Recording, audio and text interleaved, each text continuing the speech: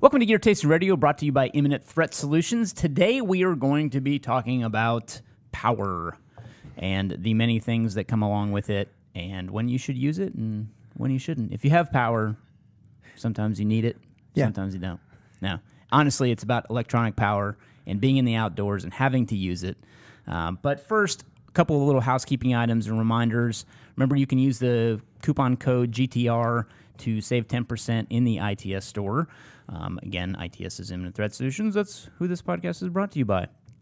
Check us out, store.itstactical.com. And then also, if you want to submit some questions to our show, use the pound tag Gear Tasting on any social media network, and we will find them and get them answered here on the show. We don't have any questions to go over today. However, I keep saying that. However, we will be back with some questions, I promise. And then, as always, if you're interested in saving even more at the store and kind of donating to the cause here for our podcast, check out our Crew Leader membership. That is linked in the episode intel, along with some of the links that we talk about in the show today, as well as us really needing you guys to go to iTunes and leave us a review, because we just like reading them, you know? After this is done. Yeah. Not right now. Yeah. And if you want to listen and continue to listen, that's fine. But we really would appreciate it. Now on to power. Yeah. We got a question. It says, can you guys talk about power? Well, yes, we can. Why, yes, we can talk about power. In fact, that's what we're talking about today. Jack B. Nimble asks, can you talk about power? If I have too much power, how do I seed power? It is something interesting to see as people post, whether you're posting bug out bags or backpacking setups or whatever, that, you know, oh, I'm going to bring my phone, but I'm also going to bring this flashlight, but I'm also going to bring this. And then at a certain point, it's like, whew. Well, it gets to be a lot, and you know, you and I were briefly talking about this kind of stuff, which led us into, well, we should just do an episode about it. And I think both of us carry around a power charge pack from time to time, whether it's in our bag. You've kind of stopped carrying a bag to and from work, so I won't include you in that, but I do. And I always have the capability of charging my devices in that bag, so I'm always pretty close to that no matter where I am. And even if I take stuff out of the bag that I use to transport things back and forth from the office, I always put certain things into whatever bag I'm traveling with or something like that, and that power pack always goes in there. And it's a pretty chonga one. It weighs probably a good 1.5 pounds or so, if even that, maybe a pound. But I can get probably 12 charges on a phone off that thing. So I bought it because it also can be used to power a laptop, and that was one of my key things that I wanted to do, because I don't like being without the ability to be on a laptop. However, as technology evolves, I've been able to do way more on my phone than I ever could before. However, I'm also kind of weaning myself off social media at the time, so I don't know. It's kind of it's kind of an interesting perspective. I think especially in the last 5 years, these whatever you call them, portable chargers is what they're listed as, but battery packs, portable batteries, whatever, the technology has just gotten leaps and bounds better, and they're usually marked through milliamps, so that's how many milliamps you can keep in one. So the higher, the more charges you're going to get. And I think yours was, what, 26,000? Yeah, 26,000. Nuts. That's 26,800. Yeah, so that's a ton. Obviously, for the laptop capability, that's necessary. You can get down to... And I'm like 99% sure I can charge a laptop with it. Just FYI. I'm pretty sure you can. Yeah. It weighs enough to be able to, so... Yeah. And so you can get them down to like 2,500. I mean, some people are even getting these little like swag pack ones that they'll give away now that are like 1,000. But the thing I've noticed is that you got to pick the line between how many charges do you want versus how heavy is it going to be, because they can start to get real big real quick. And I've started looking at this as, because I've never taken a power pack with me camping or into the field, I guess, if you will. Everything I've always taken has always been battery powered, whether it's AAA or CR123 or whatever. And I always fight, and we've talked about this in the past, like I have to keep CR123s and AAAs. I have to keep all three. Yeah, because of all the different stuff I'm taking. The Garmin GPS takes AAA, but the flashlight takes 123, but this takes AA, and back and forth and back and forth. So I've never taken a power pack with me, but now the more that I think about it, the more I realize, well, maybe I could get everything to rotate around that So it's been interesting. It's an interesting concept. So I guess what you're speaking about specifically is camping or hiking or being in the outdoors and the things that you need to facilitate that. I think we both carry a flashlight on a daily basis, and it's always in my pocket. I kind of have a rotation schedule for the battery, too, because I will replace a battery in my flashlight that uses lithiums, by the way, 123 lithiums. I'll replace them before they're actually bad. Yeah. You know, if it's been a while and I haven't, and I realize that, I'll probably just swap it out.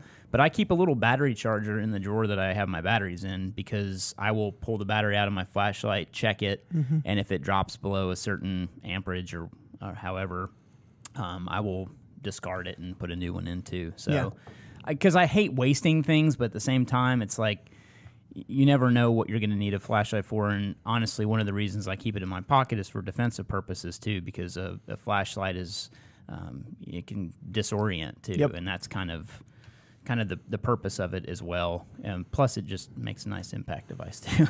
I've turned into a battery waster. Yeah. So before any trip, if I'm leaving the house for multiple days, I put a new battery in. Yeah.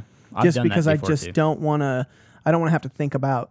Like you said, that's a defensive light, and when that light comes out, it has to turn on. So I don't. And I the one I have does kind of like downgrade as the battery dies, which is nice, so it won't just completely crap out, which helps because you see it getting dim, and you're like, oh, I need to replace the battery. But since people are probably curious if you haven't heard us talk about flashlights before, like that Streamlight Protac 2L flashlight, and it has the 10-tap settable programming, so you can literally program it, which we've done, to just have, one press turn on and, let off, it turns off. So it's just an instantaneous on at full brightness, and then when you let off the button, it's off. Yeah, there's no and dim. That's just a quick pop of the light, and you can manipulate the light a lot easier that way. Plus, you're getting the full brightness that the light is capable of in the immediate first burst. It's not like I turn it on and it's low LED, then I push it twice and it's a little bit more bright, and so. But what if I want low mode? Well, just put your hand in front of it. Yeah, it's not that big of a deal. Yeah, but that's kind of the deal with the flashlight, and specifically, what we want to talk about too is just charging. And everybody has devices that they take everywhere, whether that's on your commute to and from work, or whether that's out in the outdoors. Everybody deals with that, and most people are within range of a vehicle, so you could always use powering up a vehicle to charge too, but lots of people don't like to be dependent on that, and I know when I camp, I'm sometimes pretty far from a vehicle too, so it's primarily for me, I think if I were to label what I use batteries for, it would be my Garmin 401 GPS, which takes AAAs. It would be the Protac flashlight that's always in my pocket, whether I'm in the outdoors or in the city, or flying. I can take that everywhere, which is why I really love that thing. But that's 123s, and then I'm trying to think what the devices I have are that are AA now. I want to say maybe it's the headlamp. I think your headlamp's 123. I think headlamp is 123. Either way, I'll have to check in on those AA's, because now I'm questioning myself. Anyway, the primary items that I take are a headlamp, a GPS, and a dedicated standalone flashlight. Yep. And I have gotten most of those down to 123 batteries. However, there are still things like the GPS that doesn't take a 123, so you need to carry AAA's. And I know we've talked about this before, but I'll bring it up again. I've completely switched to lithium batteries because I never want another battery to leak in a device again, and it happens all the time. Yeah. Even storing batteries, they can leak. We had that happen here at the shop. I had tons of D batteries for these fans that I would take sometimes camping, depending on what level of glamping I was dealing with, and what level of heat in Texas I was dealing with too. But I just had D batteries in the package they came in, sitting in a bin in the warehouse, which is not air conditioned, and they leaked and gone. Yeah. So I have really fought hard to switch everything to lithiums, even though I have to pay more for batteries. I just kind of bite the bullet and say, okay, I'm just going to do it. Yep. The worst part is having to replace devices around the house that are like you know, I just need some batteries to make this work, and I wind up having to use good lithiums for it, and I feel like, well, I had to waste the good lithiums on that, but... Got your bougie remote with its lithium batteries. But, you know, at the end of the day, I'm like, well, you know, there is a chance it could leak, so it's probably better that it has better batteries anyway. Yeah, and when you have better battery life, longer lasting, I mean, you could probably do a cost analysis that's you're not actually paying that much more. Yeah. But one of the things that led me to what I'm thinking about is that I've always taken my phone, no matter what, because, I mean, it's the first line of communications. If something goes wrong, I'm going to call or whatever if I have service. Even if I don't have service, I use it to listen to audiobooks or whatever, especially if I'm by myself. And I try not to use technology, but... I tried, but you get 18 hours into a camping trip and you're just with yourself, and I got to have somebody talking to me. What is this, Walden's Pond? I need something to do.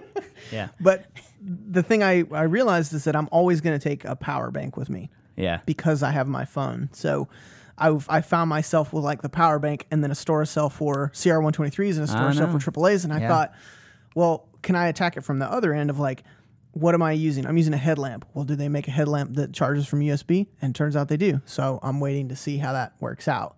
And I keep fighting between this paranoia of like, well, what if the internal battery goes bad? But I mean, that's kind of the same thing of like, what if the internal contacts for the batteries go bad on the Garmin 401 that I have? You know, it's kind of like a little of this, a little of that. So I don't know. We'll see. Yeah. But I'm going to try to get everything on USB rechargeable. Well, you mentioned the store cell things, and I want to hit on that too, because I think it's a great way to store batteries. My favorite way to store batteries is honestly in the store cell within a little lock sack bag, because I don't like water getting anywhere near my batteries, obviously. But you know, it provides a little bit of waterproofness to carrying batteries. Now, if I'm just throwing them in a backpack for the day or something like that, I probably won't do that. But typically, I've always got a dry bag with me, so in the event, you know, if something happens, I can always stick them in there and keep them dry too. But that's just kind of an idea for storing batteries, because even though they can be a little chunky, those things that you kind of like slip the batteries in and it holds 4 to, I think on the AAAs, it's 6 of them. But it's just a nice way to organize batteries, and there's not a bunch of loose batteries rolling around. And the problem is that when you drop loose batteries, even in a bag, like let's say I have the little waterproof lock sack bag and I drop them in there, if those contacts touch, it can actually drain the batteries while they're sitting around together. So anyway, that's kind of something I try to think about too.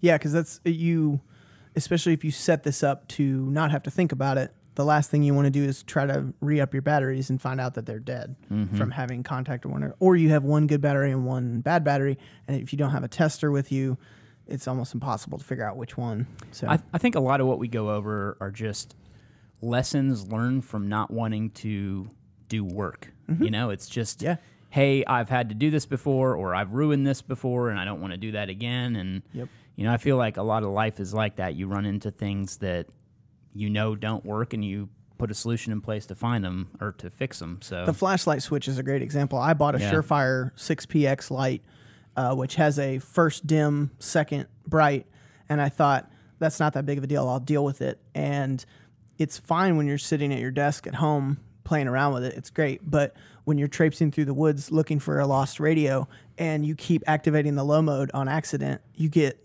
really heat up on this light sucks, and I'm really frustrated. Yeah. So, yeah, I would have bought the other version that has the constant on if I knew how frustrated I was going to be. Well, you know, I'm curious, when you get your headlamp that can charge through a power pack, how much time you get on it.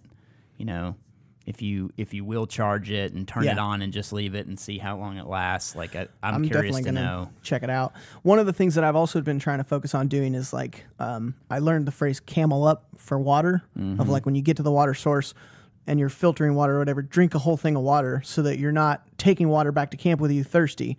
So I've tried to think of that same thing with batteries, is if I know I'm going on a trip and I'm leaving Friday afternoon, Friday morning I'll put all my stuff on charge and replace all my batteries so that I know going in, when I get out of that car, I'm topped off as much as I can be. So that's what I do with my iPhone backup too. Yeah. I always back up my phone before I leave, like a manual backup. Yep, just in case something iTunes. happens to your phone. So hopefully with the headlamp, what I'll experience is I won't have to charge it when I'm out because I'm not really doing more than 2 to 3 day trips. So it's advertised with a 30-hour battery life. What kind of lumens does it? So it's a 250 lumen light, and it has red and white lens. It's a company called Nightcore, and the one I bought is the NU25. Is it just a red task light, like a LED task light, and then it switches to full brightness 250? From what I understand, there's 2 switches. Okay. So you have a switch for red and a switch for white. Okay. Which I'm interested to see how that plays. Like single LED? Yeah, it's a big, giant 250 lumen LED. So I don't know if it has different modes or not, but we'll see. I think it has a dim mode. But actually, that was one of the posts we just got on Facebook the other day that we're going to dig into because somebody asked us to. They have the study out that shows the difference between red and white light may not be as big of a deal as we once thought for our night vision. They've done some studies that show low white light doesn't screw with it as much as high white light. So I don't know. I've always been a proponent of red light, not just for keeping my night vision, but also not giving away my the location lower visual either. signature. Yeah. Which I think is, and I mean, it's really cool Yeah. to have red light, but it's also much more useful when you've gotten adjusted to Makes me the feel dark. like riding on a helicopter in the movie Predator. Yeah. But I mean, you would turn the red light on after first having nightfall and you're like, I can't see anything. But when you wake up at 3 o'clock in the morning and you get out and you turn that red light on, you're like, oh man, this is like a torch. You can see everything. So I think it's dependent, but it has both modes. I'll be interested to test it out and see how long it does last, because I like to do that with flashlights anyways, to test how long they work at high output. That way I know and I'm comfortable with it not dying. There's also a method to check the battery level so you know if it's charged up. So we'll see how that goes.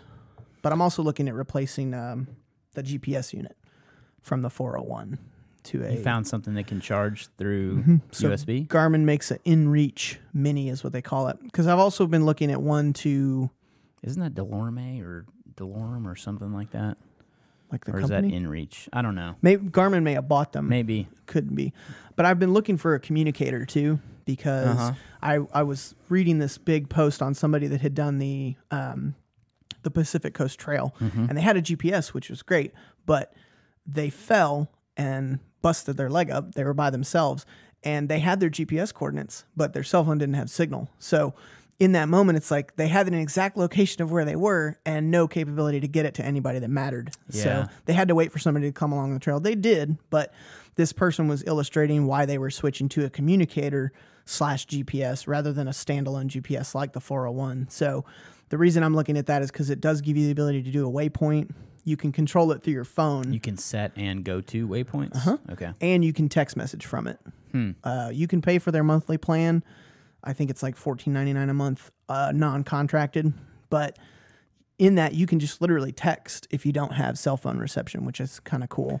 The way I feel like with some of those devices, like those emergency communication devices, are the price prohibits people from getting them. Yep. But literally, it's like the saying goes when you're drinking and driving, like anything is cheaper than a DWI. Right. It's like that in that kind of situation. Yeah. Like anything is cheaper than dying. Right. Well, that's like, it costs, I think it's like $350. Yeah. And if you fell and broke your leg and you were stranded, would you pay $350 to get rescued? Yeah, and like, that's the thing you should ask yourself too. Yeah. But that also charges through USB. So I'll be interested to see how I can kind of play off of those. And then obviously the phone too. But it's just kind of thinking about reducing the number of things I have to carry and at the same time having good stuff, because I don't just want to have something I can't charge. To use a firearms concept too, like I try to really limit how many, like if I have multiple guns, I'd limit what kind of ammo they take, because I don't want to have 4 different guns that take 4 different kinds of ammo. It's the same with batteries, I consider it the same mindset. So I'm always trying to reduce or compile devices that take one style of battery. So it's tough. So I thought I would kind of like go do an end run around everything by doing solar, because solar was like, oh, you could just set up a solar. And so I started reading I've been doing a ton of reading on people that did the Appalachian Trail and the Pacific Coast Trail, and to see how many people start by saying like, I'm taking this solar panel, I'm taking this panel, I'm taking this panel. And when they finish, they're like, yeah, I sent that home or I threw it away, because they realize that once you're under tree cover, it doesn't do anything for you. And when you can have stop, to have direct sunlight. Yeah. By the time you stop for lunch for an hour, you're not getting enough power charged from the size panel you have to really make a difference. So the power pack, I think, is a better option, and you can stop and charge it at a town or whatever. But it's just interesting. That led me away from solar. Yeah, that's interesting. Now, I mean, I've always experimented with solar, but I've never really embraced it. Yeah.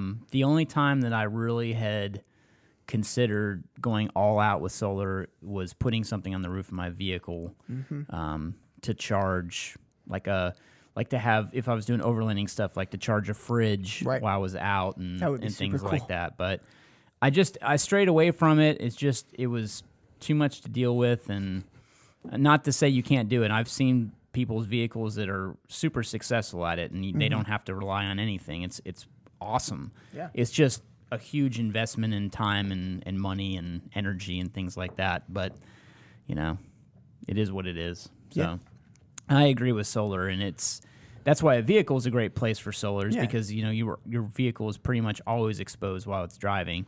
Unless you are on trails with your vehicle too, you would run into the same type of situation if you didn't have good, or if you were undercover. Yeah. But yeah, walking on trails, that's a very interesting consideration too.